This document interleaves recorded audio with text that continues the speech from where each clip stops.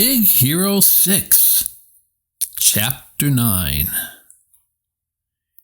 Hiro pulled the hoodie out from under his bed. He sat up and quickly searched the pockets.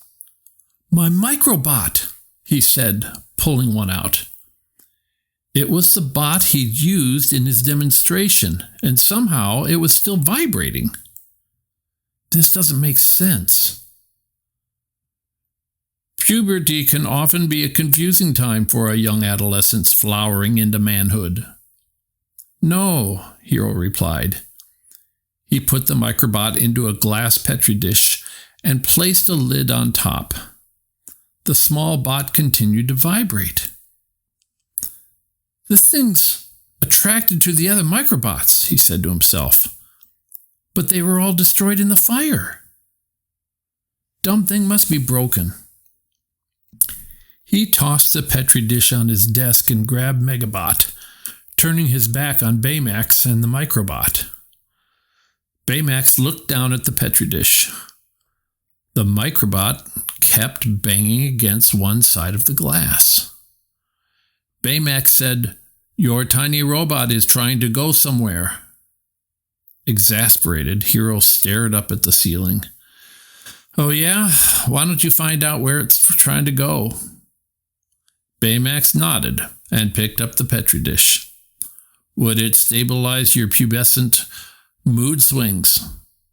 Absolutely," Hiro said, hoping Baymax would finally leave him in peace. Hiro expected Baymax to ponder the problem. Instead, he headed out the door. Before Hiro knew it, the big robot was gone. Hearing cars honking outside, Hiro looked out the window and saw Baymax heading into traffic, cars screeching to avoid hitting him. He threw on his hoodie and dashed out of his room. He was halfway down the stairs when Aunt Cass saw him. "Hiro," she said, "you're up and dressed. That's great. Are you registering for school?" Hiro skidded to a stop and tried to sound casual. Yeah, that's it, exactly. Registering for classes." "Are you sure you're ready?" Aunt Cass asked. Hiro heard the sound of more horns honking outside.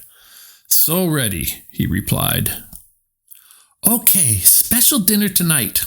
I'll whip up some chicken wings, with the hot sauce that makes our faces numb." Hiro nodded quickly. "Sounds good," he said. He was about to run off when Aunt Cass gave him a big hug. Hiro hugged her back, then dodged out the door. He ran down the street, but there was no sign of Baymax anywhere.